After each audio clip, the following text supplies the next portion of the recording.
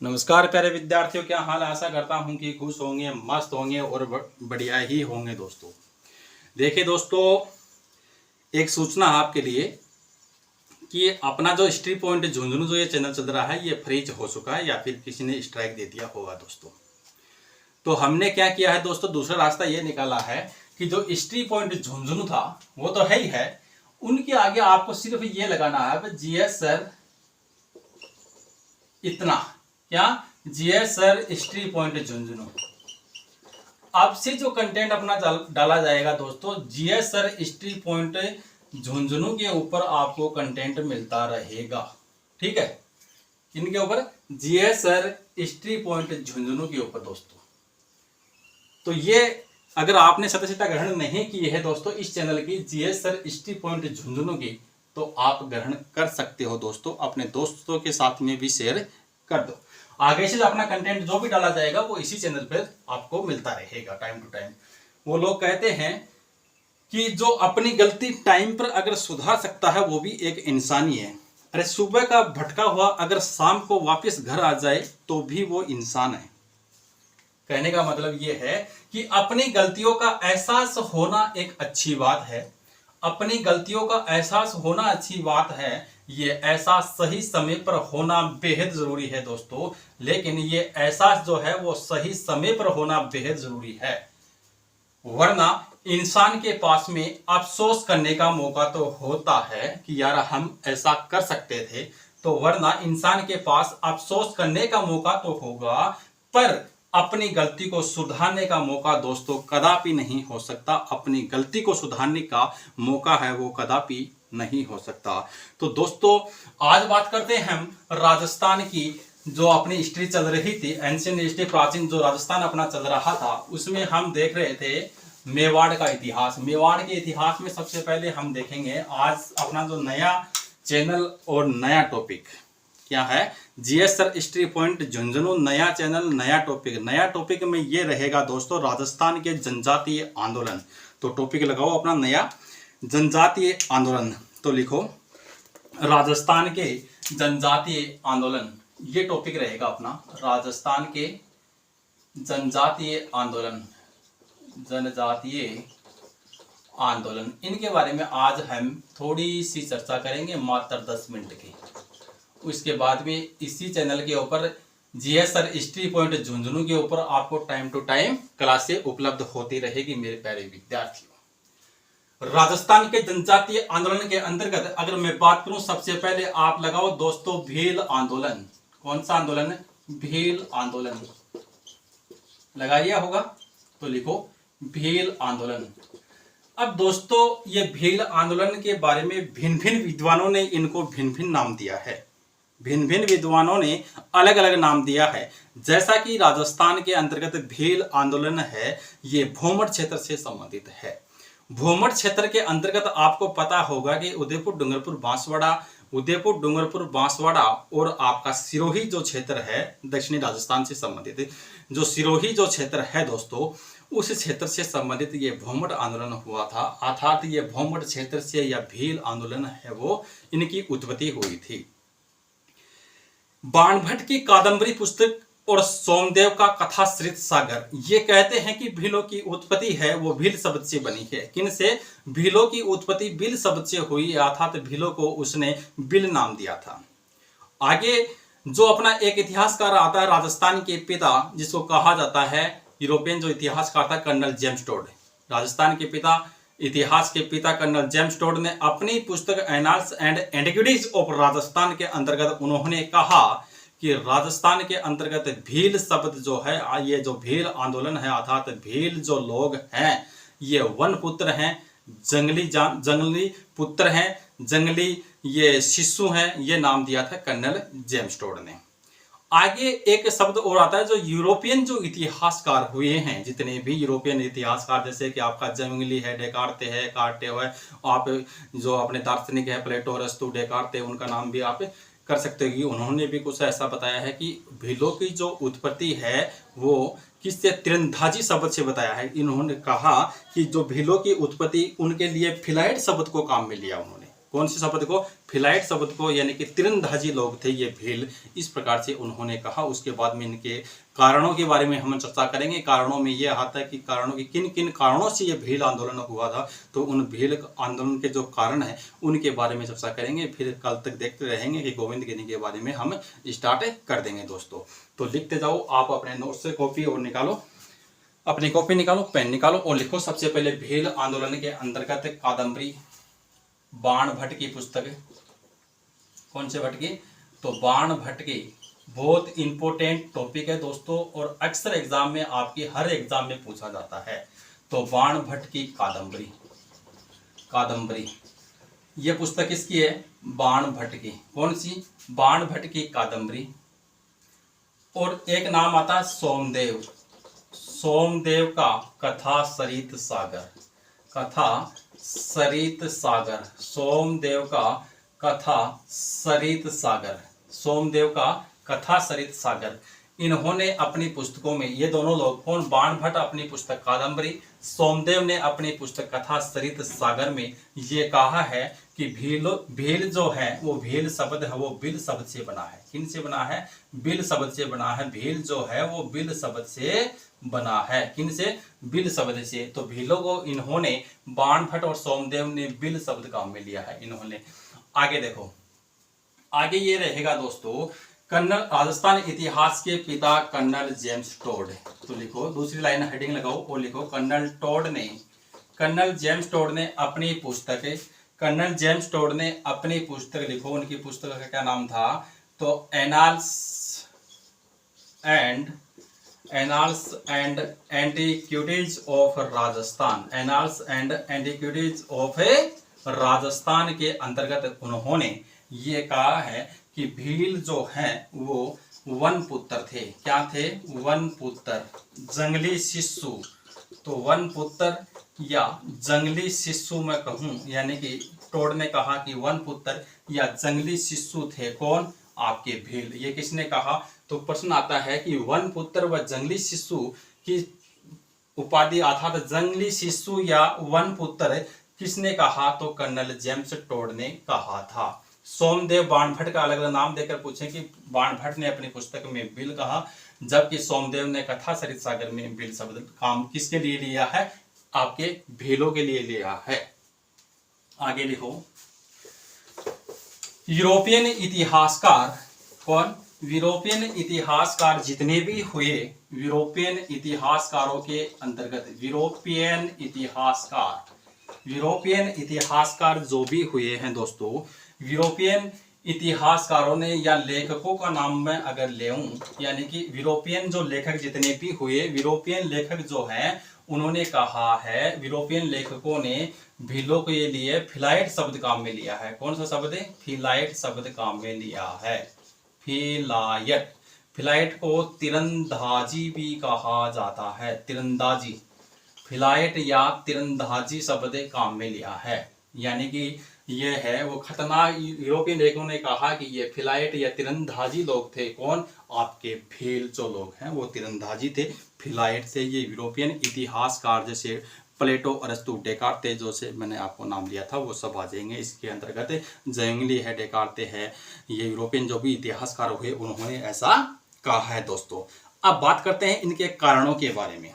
किनके कारणों के बारे में? कि राजस्थान के अंदर जो जनजातीय आंदोलन हुआ दोस्तों, उनके कारण क्या थे, क्यों करना पड़ा भीलों को ये आंदोलन है वो क्यों करना पड़ा? तो लिखो कारण। कारण में सबसे एक नंबर पे लिखो, सबसे पहले भागवारी। कौन सा वारी? तो भागवारी या बंटाई कर। कौन सा कर लगा था? भागवारी या बंटाई कर लगता था। किन के ऊपर लेते थे? बंटाई कर लिया जाता था भीलों के द्वारा। भीलों से कौन लेते थे? जो भी जागीरदार होते थे, राजाओं के जो जागीरदार होते थे वो भागवारी या बंटाई कर है दोस्तों वो लेते थे। भागवारी या बंटाई कर क्या होता है कि जो जागीरदार थे वो अपने फंदे में किसानों को इस तरह से फंसाए हुए थे, जो भील जो किसान थे अर्थात भीली जो लोग थे उनको इस तरह से फंदे में डाल रखा था कि भागवारी यानी कि अपनी जमीन देकर के उनको 80% तक उनसे टैक्स वसूला जाता था। अर्थात जो ये समझो कि 10 क्विंटल अगर गेहूं हुआ ना, 10 क्विंटल कितना, 10 क्विंटल में से 8 क्विंटल तो बंटाई के रूप में यानी कि अत्यधिक बंटाई करती थी, 50% नहीं 80% तक, यानी कि 80% तो ये जागीरदार के जो भी सामंत हुआ करते थे वो लोग, सामंतों के जो जागीरदार होते थे वो ले जाया करते थे इनसे। जो इनके पीछे क्या बता, केवल मात्र 2 कुंटल, 10 कुंटल में से 2 कुंटल अनाज इनको मिलता था, बाकी बंटाई के रूप में वो ले जाते थे दोस्तों। दूसरा कारण ये हुआ इनको आंदोलन करने का, तो ये भी ठीक है आंदोलन तो होगा ही दोस्तों। दूसरा कारण ये हुआ बैठ बेगार प्रथा। कौन सा? बैठ बेगार। बैठ बेगार में ये था कि पूरे दिन अगर काम करवा लिया यानी कि काम के बदले कुछ भी नहीं देना, तो दूसरा कारण था बैठ बेगार। बैठ बेगार, बैठ बेगार दोस्तों, एक बार से डालता हूं मैं, पेन में सही नहीं है इतनी। बैठ बेगार था वो काम के बदले कुछ। आगे क्या था कि अपनी बैठ बेगार प्रथा थी उनके पास में। 3 नंबर पे आता है आपका बैठ बेगार प्रथा। अब बैठ बेगार प्रथा में क्या था दोस्तों, बैठ बेगार प्रथा थी ये। कौन सी प्रथा थी? बैठ बेगार प्रथा। बैठ बेगार प्रथा के अंतर्गत क्या करते थे ये लोग, जो जागीरदार जो लोग थे, इनसे पूरे दिन काम करवाते थे। किनसे? भीलों से। अर्थात जो भी किसान जो वर्ग था उनसे पूरे दिन काम करवाते थे, और काम करवाने के बदले केवल उनको ये याद रखो कि आप खाना देते थे उनको, बस रोटी देते थे। इतना तो ठीक था कि दोनों वक्त की अगर रोटी भी मिल जाए तो भी किसान काम करता रहता था बेचारा। ये किसान मजदूर हुआ करते थे बैठ बेगार प्रथा में, तो रोटी दोनों वक्त की अगर रोटी देते थे तो भी ठीक था। लेकिन बैठ बेगार प्रथा के अंतर्गत क्या किया इन्होंने, अत्यधिक कर दिया इसने। अत्यधिक कर में क्या किया इन्होंने, रोटी के बदले बदले एक वक्त की रोटी। कहने का मतलब रोटी मिले तब तक तो ठीक है, लेकिन ये लोग क्या करते थे कि एक वक्त की दोपहर की रोटी देने लगे और शाम की रोटी कैंसिल कर दी इनकी। यानी कि बैठ बेगार प्रथा में अत्यधिक वृद्धि कर दी। क्या कर दी? वृद्धि कर दी। ये बात भीलों को सुटेबल नहीं हुई, अर्थात उनको जची नहीं, तो कारण ये भी बन सकता है। तीसरा कारण ये हुआ कि वनों की उपज के ऊपर अत्यधिक कर लगा दिया इसने। कौन सा? वनों की उपज के ऊपर। तीसरा कारण यह था कि वनोपज के ऊपर, वन से वनों की उपज पर यानी कि वनोपज के ऊपर अत्यधिक कर लगा दिया। अत्यधिक कर वनों की उपज के ऊपर। अत्यधिक कर का मतलब वन जो थे उनसे ये लोग क्या करते थे कि अपनी इनकी लकड़ियां काट कूट के अपना जीविकोपार्जन चलाते थे। तो जागीरदारों ने क्या किया कि अत्यधिक कर लगा दिया था राजाओं के कहने के ऊपर, तो भी ये भी कारण बन जाता है। चौथा कारण इनका ये हुआ कि मावड़ी नाम की एक शराब चलती थी इनकी भीलों की, मावड़ी शराब। मावड़ी शराब के ऊपर प्रतिबंध लगा दिया। मावड़ी शराब के ऊपर क्या लगा दिया था? रियासत ने मावड़ी शराब के ऊपर प्रतिबंध लगा दिया। किसने? रियासत ने। ये जो मावड़ी शराब है दोस्तों ये किन से बनती थी? तो भील लोग मावड़ी शराब को बनाते थे महुआ का एक वृक्ष का याद रखोगे नाम की महुआ पेड़ से, महुआ के वृक्ष से। किनसे? महुआ के वृक्ष से। पूछा हुआ प्रश्न है, 2-3 बार पूछ चुके हैं कि भील लोग है मावड़ी शराब किस वृक्ष की टहनियों से बनाते थे? तो महुआ वृक्ष की टहनियों से मावड़ी शराब को बनाते थे। तो मावड़ी शराब जो है ये मावड़ी उनकी मां को नहीं कहते, मावड़ी शराब थी जिनके ऊपर रियासत ने प्रतिबंध लगा दिया था। और ये मावड़ी शराब है ये भील लोग महुआ के वृक्ष से मावड़ी शराब को बनाते थे, याद रखोगे दोस्तों। पांचवा कारण इनका ये बना कि ये पांचवा कारण ये था कि ये इनके ऊपर जो धर्म परिवर्तन का आरोप लगाया गया था, यानी कि धर्म परिवर्तन करवाया गया था। किनसे? भीलों से धर्म परिवर्तन करवाया गया था। तो याद रखोगे कि धर्म परिवर्तन करवाया गया था, ये भी एक कारण बना था। इनके ऊपर धर्म परिवर्तन का एक कारण बना था कि ईसाई मिशनरी जितने भी आए, कहने का मतलब जो ईसाई मिशनरी जो थे तो उन्होंने धर्म परिवर्तन करवाया नहीं था, यह भी याद रखोगे। धर्म परिवर्तन की केवल मात्र कोशिश की थी उन्होंने, की कोशिश की थी, धर्म परिवर्तन करवाने की कोशिश की थी किसने? तो आपके ईसाई मिशनरियों ने। ईसाई मिशनरी जो थे, सबसे पहले कौन आया था उनके बारे में ध्यान रखना आपको कि ईसाई मिशनरियों ने धर्म परिवर्तन करवाया था। तो ईसाई मिशनरियों ने धर्म परिवर्तन करवाने की कोशिश की, ये भी भीलों के लिए एक कारण बनता है। छठा कारण देखो, ईसाई मिशनरियों ने धर्म परिवर्तन करवाया। पांचवा कारण हो गया जनजाति, ठीक है, आंदोलन। पांचवा कारण यह है कि ईसाई मिशनरियों के बाद में आपका जो छठा कारण यह होगा कि रियासत के द्वारा जो इनका भीलों का एक मंदिर हुआ करता था ऋषभदेव, उनका याद रखोगे कौन सा मंदिर था? तो दुलेव गांव उदयपुर में, कौन सा गांव में? दुलेव गांव उदयपुर में भीलों का मंदिर था, ऋषभदेव उसका नाम था। ऋषभदेव जी का मंदिर बहुत बहुत इंपॉर्टेंट है दोस्तों। ये ऋषभदेव जी का मंदिर कहाँ है? तो आपको याद रखना, दुलेव गांव उदयपुर में। तो ऋषभदेव जी का जो मंदिर था उनके ऊपर रियासत ने पाबंदी लगा दी, अर्थात इस मंदिर को रियासत ने अपने अधीन कर लिया, अपने कब्जे में कर लिया। अब इस बात को लेकर के ये जो भील हैं, कौन? ये जो इस बात को लेकर के भील है वो उग्र हो जाते हैं, अर्थात भीलों की सामाजिक और धार्मिक प्रतिष्ठा को आघात लगा। क्या लगा? धार्मिक, सामाजिक और धार्मिक प्रतिष्ठा को आघात लगा। ये भी भील आंदोलन का एक कारण बना, याद रखोगे। धुलेगांव उदयपुर में जो ऋषभदेव जी का मंदिर था उनको अपने कब्जे में ले लिया, यानी कि अपने अधीन कर लिया रियासत ने। तो सामाजिक और धार्मिक प्रतिष्ठा को आघात लगा, किनकी? आपके भीलों की सामाजिक और धार्मिक प्रतिष्ठा को आघात लगा। ये भी एक कारण बना। तो ये 7 कारण है, याद रखोगे दोस्तों। कितने कारण हुए? 7 कारण हुआ। 8वां और 9वां कारण ये है कि 8वां कारण ये था कि 1818 के अंतर्गत, कब? 1818 में, और एक डेट आती है 1838 की, याद रखोगे। एक डेट 1841 की डेट आएगी, ये याद रखोगे दोस्तों। 3 डेट है, ये समझनी है। होता क्या है कि 1818 से पहले भील जो हैं एक तो रखवाली कर लेते थे। कौन सा कर? एक तो था इनका रखवाली कर। एक कर हुआ करता था बोलाही कर। कौन सा? भीलों का बोलाही कर। ये भील कर लेते थे रखवाली कर और बोलाही कर दोस्तों। रखवाली कर तो क्या होता था कि गांव की, ये भील जो हैं वो गांवों की सुरक्षा के लिए, अर्थात पूरे गांव की सुरक्षा के लिए, आप जो जंगली जानवर हैं, जंगली पशु हैं, तो पूरे गांव की सुरक्षा की जिम्मेदारी के बदले ये लोग कौन सा कर लेते थे? पूरे गांव की जिम्मेदारी के बदले, पूरे गांव की सुरक्षा की जिम्मेदारी के बदले रखवाली कर लेते थे।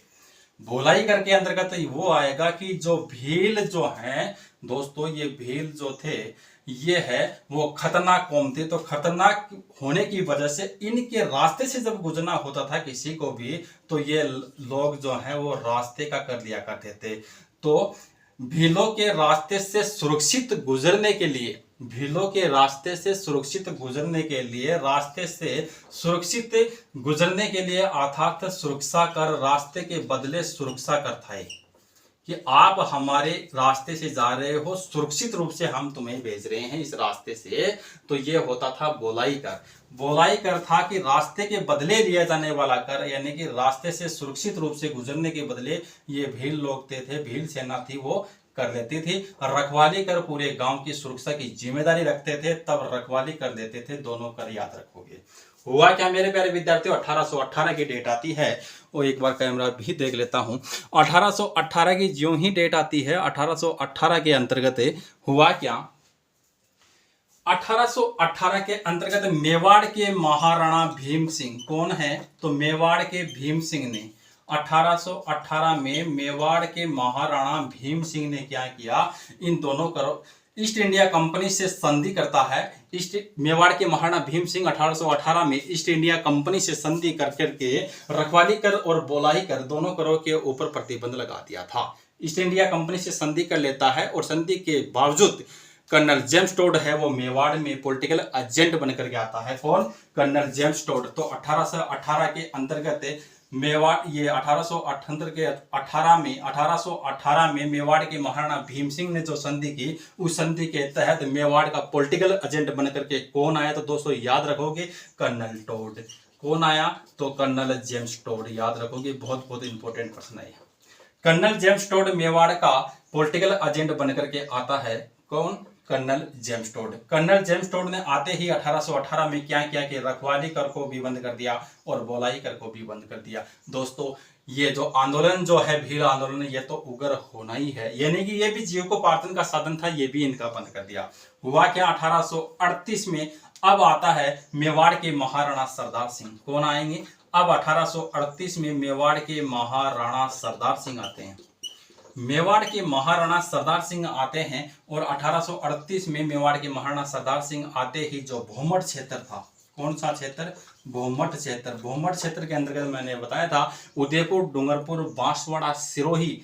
उदयपुर, डूंगरपुर, बांसवाड़ा, सिरोही, ये 4 जिले आते थे। तो भोमट क्षेत्र के अंतर्गत भोमट क्षेत्र की सुरक्षा की जिम्मेदारी अर्थात कानून की जिम्मेदारी मेवाड़ के महाराणा सरदार सिंह ने 1838 में कानून की जिम्मेदारी ईस्ट इंडिया कंपनी को सौंप दी, यानी कि अंग्रेजों को सौंपती थी जिम्मेदारी। इन लोगों की कानून की जिम्मेदारी ईस्ट इंडिया कंपनी को सौंपती थी। अब क्या हुआ? 1838 के अंतर्गत ईस्ट इंडिया कंपनी ने कानून की जिम्मेदारी इनकी अपने हाथ में ले ली और अपने हाथ में लेते ही क्या किया? इन्होंने 1841 में मेवाड़ भील कोर की स्थापना कर देते हैं। किसकी? मेवाड़ भील। 1 जनवरी 1841 को, यानी कि 1 जनवरी 1848 को, इधर लिखता हूं दोस्तों, 1 जनवरी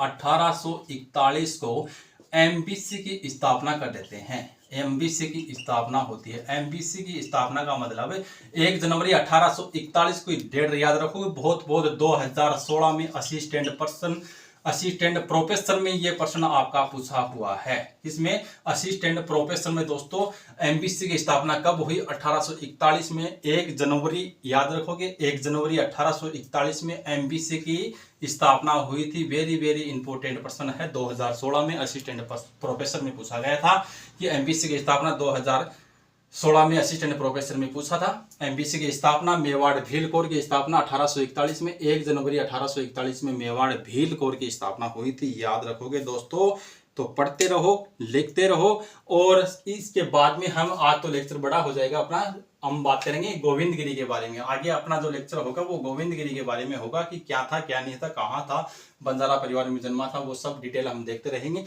तो गोविंदगिरी के बाद में अगला लेक्चर होगा अपना। तो GS sir history point Jhunjhunu को सब्सक्राइब कर लीजिएगा। अगर नहीं हो तो दोस्तों अपने दोस्तों के पास में भी शेयर कर देना। अपने चैनल पर स्ट्राइक किसी ने दी है तो कोई दिक्कत नहीं, व्यूज नहीं आ रहा तो हमें तो अपनों ने लुटा किसी गैरों में दम ही कहाँ था। हमें तो अपनों ने लुटा गैरों में दम ही कहाँ था। हमें तो अपनों ने लुटा गैरों में दम ही कहाँ था। मेरी किस्तें वहां डूबी जहां पानी कम था। दोस्तों दिक्कत, टेंशन नहीं, कहीं जरूरत नहीं है। जीएस सर हिस्ट्री पॉइंट को आप ज्वाइन करो और अपना कंटेंट है आगे से उन्हीं के ऊपर आपको मिलता रहेगा। पढ़ते रहो, लिखते रहो, खुश रहो, मस्त रहो प्यारे विद्यार्थियों। धन्यवाद।